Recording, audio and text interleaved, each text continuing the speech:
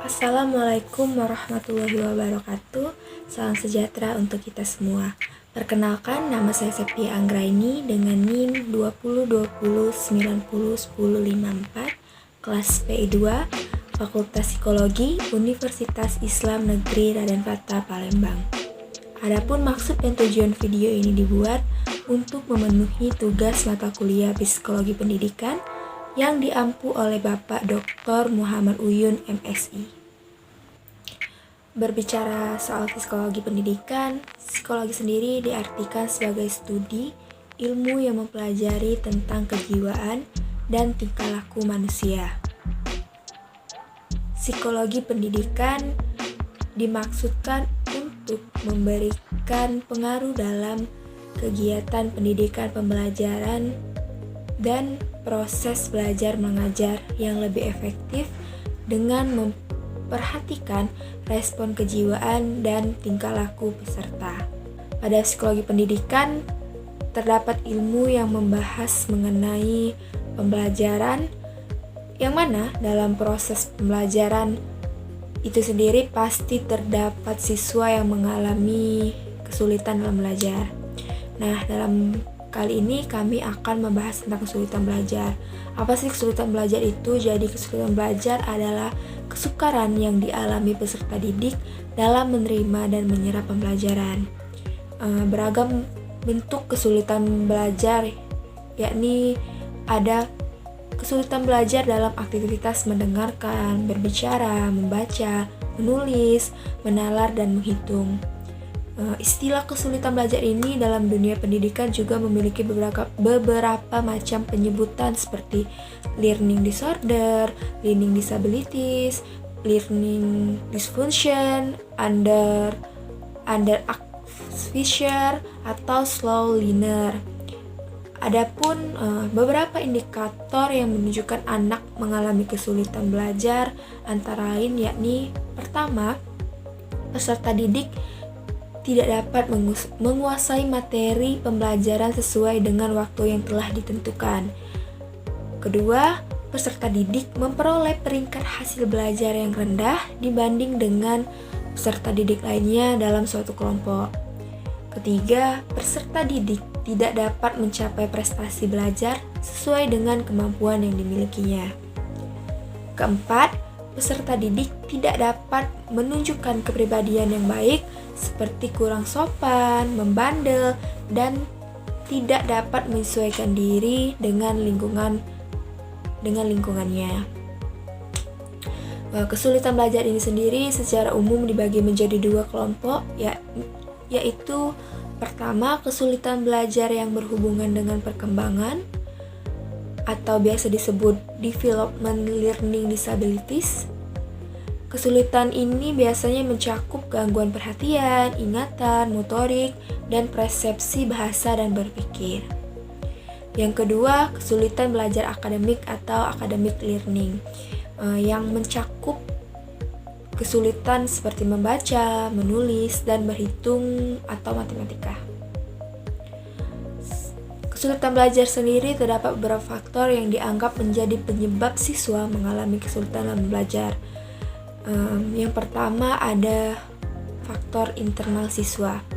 Pada faktor internal terdiri dari yang pertama itu sikap terhadap belajar, yang mana sikap ini merupakan kemampuan memberikan penilaian tentang sesuatu yang membawa diri sendiri dengan penilaian. Adanya penilaian tentang sesuatu mengakibatkan terjadinya sikap menerima, menolak, atau mengabaikan. Selanjutnya yang kedua yakni motivasi belajar.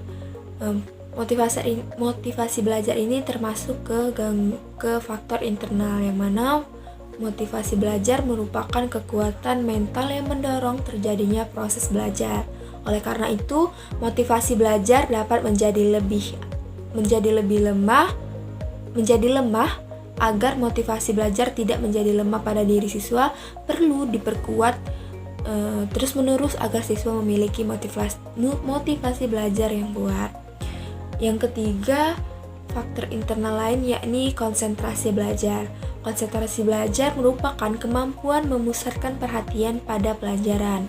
Pemutusan perhatian tersebut tertuju pada isi bahan belajar maupun proses perolehannya. Untuk memperkuat konsentrasi belajar siswa, maka guru harus menggunakan macam-macam strategi belajar mengajar dan memperhitungkan waktu agar siswa tidak bosan. Maka, dalam proses pelajaran disertakan waktu untuk istirahat. Dan yang keempat, dalam faktor internal ini terdapat faktor yakni mengelola bahan belajar. Mengelola bahan belajar ini merupakan kemampuan siswa untuk menerima isi dan cara perolehan ajaran sehingga menjadi bermakna bagi siswa. Kemampuan menerima isi dan cara memperoleh ini, siswa tersebut dapat dikembangkan dengan belajar sebagai mata pelajaran agar kemampuan siswa dalam mengelola bahan tersebut menjadi makin baik. Dan dari segi guru menggunakan pendekatan keterampilan proses pembelajaran dan laboratorium. Yang kelima yakni ada faktor menyimpan problem hasil belajar. Menyimpan problem hasil belajar ini merupakan kemampuan menyimpan isi belajar dan cara memperoleh pesan. Kemampuan menyimpan tersebut dapat berlangsung dalam waktu pendek dan waktu yang lama. Hal ini maksudnya seperti kemampuan menyimpan dalam waktu pendek berarti hasil belajar cepat dilupakan, dan kemampuan menyimpan dalam waktu lama berarti hasil belajar tetap dimiliki siswa dalam jangka yang panjang. Selanjutnya, yang keenam ada menggali hasil belajar yang tersimpan, merupakan proses pengaktifan pesan yang telah diterima dalam hal pesan baru. Maka siswa akan memperkuat pesan dengan cara memperbaiki kembali atau mengkaitkannya dengan bahan lama. Dalam hal pesan lama, maka siswa akan menggali atau membangkitkan pesan dan pengalaman lama untuk suatu unjuk hasil belajar. Proses menggali pesan lama tersebut dapat berwujud transfer atau untuk prestasi belajar. Yang ketujuh ada kemampuan berprestasi atau unjuk hasil belajar, merupakan suatu puncak proses belajar. Pada tahap ini, siswa membuktikan keberhasilan belajar. Siswa menunjukkan bahwa ia telah membuktikan keberhasilan belajar. Kemampuan berprestasi tersebut berpengaruh oleh proses penilaian penyimpanan, pengelolaan untuk pembangkitan pesan, dan pengalaman selama sehari-hari di sekolah. Yang ke-8 yakni rasa percaya diri siswa. Rasa percaya diri siswa timbul dari keinginan mewujudkan diri, bertindak, dan berhasil. Dari segi perkembangan, rasa percaya diri dapat timbul berkat adanya pengakuan dari lingkungan. Dalam proses belajar diketahui bahwa unjuk prestasi merupakan tahap pembuktian perwujudan diri yang diakui. Faktor kedua yakni faktor internal siswa. Faktor internal siswa ini yang pertama ada guru sebagai pembina siswa belajar. Guru di sini merupakan pengajar yang mendidik. Tidak hanya mengajar bidang studi yang sesuai dengan keahlian, tetapi juga menjadi pendidik generasi muda bangsanya. Yang kedua yakni ada prasarana dan sarana pembelajaran. Prasarana pembelajar meliputi gedung sekolah, ruang belajar, lapangan olahraga, ruang ibadah, ruang kesenian, dan peralatan olahraga. Sarana pembelajaran meliputi buku pelajaran, buku bacaan, alat dan fasilitas laboratorium sekolah, dan berbagai media pengajaran yang lain. Dan yang ketiga yakni lingkungan sosial siswa di sekolah.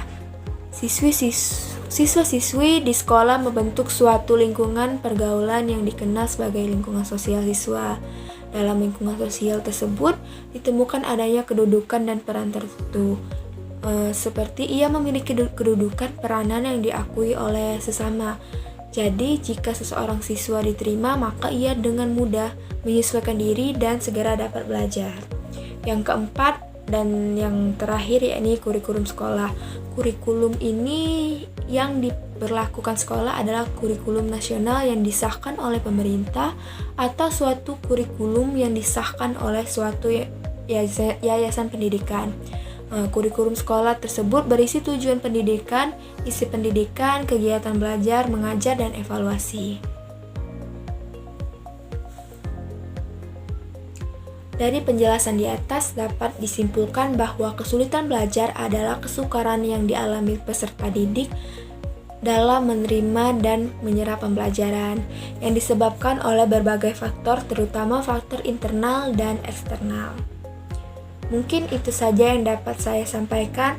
Lebih dan kurang saya mohon maaf. Kepada Allah saya mohon ampun. Wassalamualaikum warahmatullahi wabarakatuh.